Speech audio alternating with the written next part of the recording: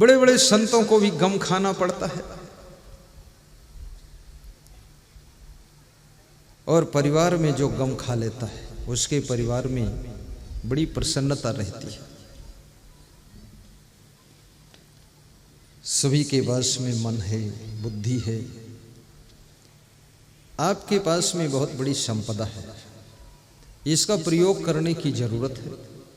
कितना कौन प्रयोग करता है? बड़े बड़े चिकित्सा वैज्ञानिकों ने रिसर्च किया है कि मनुष्य अधिक से अधिक अपनी बुद्धि का 4-5% भाग ही प्रयोग कर पाता है। जो बहुत बड़े वैज्ञानिक हैं वह ज़्यादा से ज़्यादा 14% प्रयोग कर लेते हैं। बहुत बड़ा डॉक्टर है 8-10% कर लेता है, लेकिन सामान्य लोग 4-5-6% में ही काम बंद हो जाता है। तो बाकी बुद्धि कहाँ खत्म होती है? ये बाकी बुद्धि तुम्हारी दुख में समाप्त होती है, रोने धोने में समाप्त होती है, चिंता टेंशन में समाप्त हो जाती है, कलह कलेश में नष्ट हो जाती है, आपसी राग द्वेष में नष्ट होती है, और परिवार के बीच की उलझनों में, टेंशन में ये सब बुद्धि नष्ट होती है।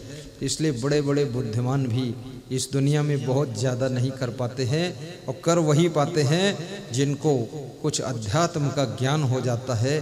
तो वही इस कलह कलेश से छलांग मार करके आत्मचिंतन करते हैं। आदमी तो यहाँ तक परेशान हो जाता तादाद से ज़्यादा कि वो सो भी नहीं पाता है, सोते समय भी उसको दुख है, सोने के लिए लेट चुका है तो भी चिंता करता है, सोचते सोचते आधी रात निकल जाती है, और रोज का यही लफड़ा उसका फंसता है, और सोचता रहता है क्या करूं क्या ना करूं, सबके बारे में बार बार सोचता है, कोई रास्ता नहीं निकलता है।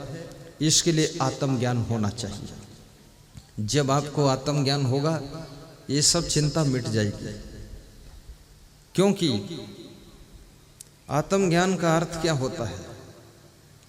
तुम आत्मा हो, शरीर नश्वर है, संबंध क्षणभंगुर हैं, ये संसार का खेल परिवर्तनशील है।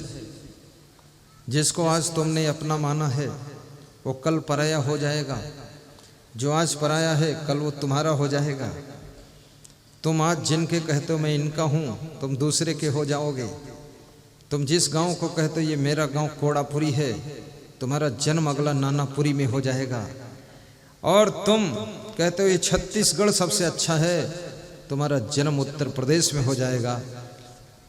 मरते समय जहां की यादें बहुत ज्यादा तुमको अंदर से आकर्षित करेंगी, ये तुम्हारी आत्मा वहां जाकर के जन्म ले लेगी। ये थोड़ी जिंदगी में इतना उलझ कर जीने से क्या फायदा है? थोड़े ही दिनों के बाद ट्रांसफर होने वाला है, यहाँ परमानेंट तुम्हारी सीट नहीं है। कोई स्त्री ये मत समझे कि अब बहुत लंबी परमानेंट में इनकी पत्नी बन गई हूँ, 10-20 साल में छुटकारा मिल जाएगा। जैसा भी पति मिला है उसको निभा लीजिए, अगली बार तुम पति बनोगी और तुम्हारा पति जो तुमको परेशान कर रहा वो पत्नी बनेगा, और जितना उसने परेशान किया है उसके 10 गुना रगड़ी मार देना उसको, और उसको रगड़ी लगी जाएगी। क्योंकि जो किसी को सताता है वो कैसे न कैसे सताया जाता है, ये कर्म का सिद्धांत है।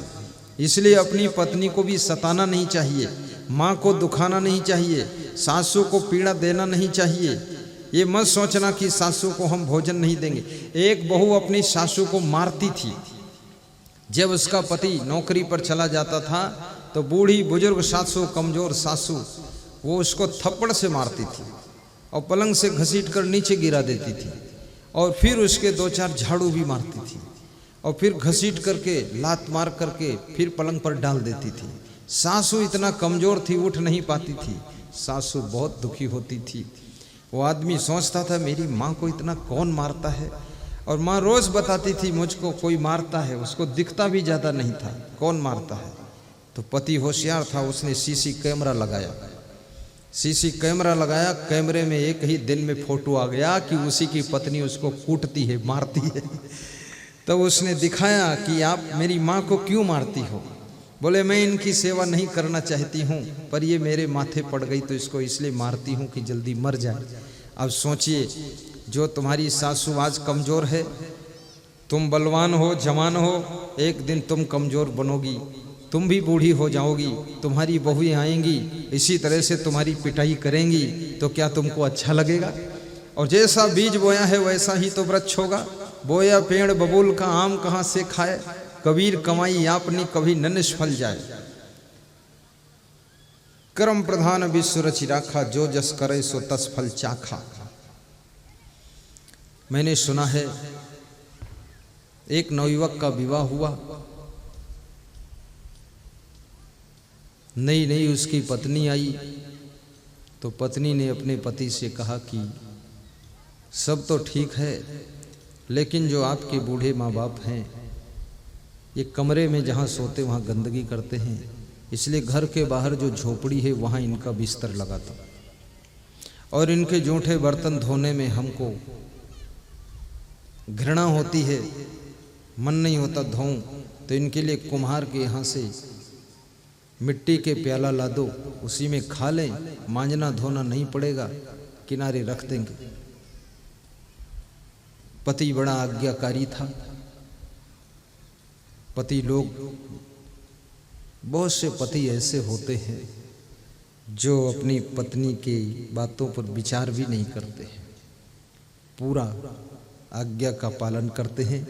जहाँ वो कहती बैठ तो बैठ जाते हैं, जब कहती उठ तो उठ जाते हैं, जब कहती लेट तो लेट जाते हैं, जब कहती खा लो तो खा लेते हैं। बिल्कुल बुद्धूनाथ बने रहते हैं, विवेक विचार करते नहीं हैं। कुछ पति ऐसे होते हैं जो पत्नी की उचित बात को भी नहीं मानते हैं, हर बात में हट कर लेते हैं। विवेक पूर्वक उचित बात को मानना चाहिए, अनुचित बात को नहीं मानना चाहिए। तो पति ने कुम्हार के यहाँ से ला करके मिट्टी के प्याले रख दिए, झोपड़ी में बिस्तर लगा दिया बूढ़े माँ बाप का। बूढ़े माँ बाप आपस में बात करते थे, 3 मंजिल मकान तो हमने तुमने बनाया, और जब से बहू आई तो निकल कर बाहर कर दिए गए, अब झोपड़ी में रह रहे हैं। बहुत सुंदर सुंदर थाली कटोरी चम्मच सब खरीद कर रखा हूँ, मिट्टी के प्यालों में भोजन हमें मिल रहा है। कब दिन बदल जाए आपके, कब किस्मत बदल जाए, कब क्या चक्र ऐसा चल जाए, कुछ ठिकाना नहीं है। इसलिए याद रखना, सब दिन होत न एक समान, सब दिन हमेशा एक जैसे नहीं होते। बचपन में तुमने बहुत गरीबी देखा है, लेकिन जवानी में आपको अमीरी का भी सुख मिलता है। जवानी में तुमने अमीरी में बहुत आनंद लिया है, बुढ़ापे में फिर से गरीबी भी आ सकती है। दिन बदलने में, समय बदलने में, वक्त बदलने में, भाग्य बदलने में, किस्मत चेंज होने में टाइम नहीं लगता है। हर रोज मनुष्य का किस्मत अलग अलग रूप लेकर के आता है। कभी गर्मी कभी सर्दी, ये कुदरत के नज़ारे हैं, और प्यासे वह भी रह जाते जो दरिया के किनारे हैं, जो दरिया के किनारे हैं। और कभी किस्मत साथ न दे, हिम्मत टूटने मत देना। फिर इन बातों को याद करना कि बुझ गई सम्मा तो जल सकती है, किश्ती हदे तूफान से पार निकल सकती है।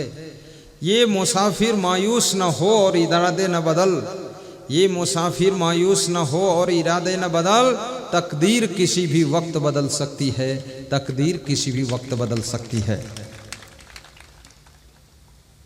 जो आज बहुत साधारण व्यक्ति तुमको दिख रहा है,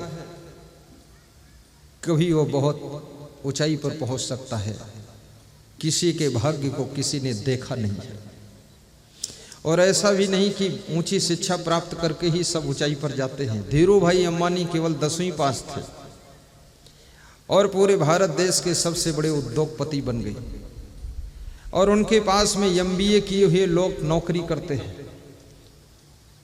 मालिक 10वीं पास था, 10वीं पढ़ा है, और उनके पास नौकरी करने वाले कोई MBA है, कोई BSc है, कोई MSc है, कोई engineering diploma, B.Tech, hi tech, M.Tech करके गया है, और वो उनके निर्देशानुसार काम करता है।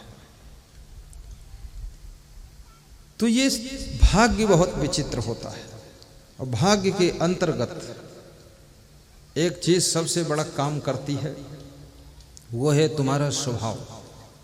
अगर स्वभाव आपका बिगड़ गया कुसंगत में पड़ करके, तो आपका भाग्य बिगड़ भी सकता है।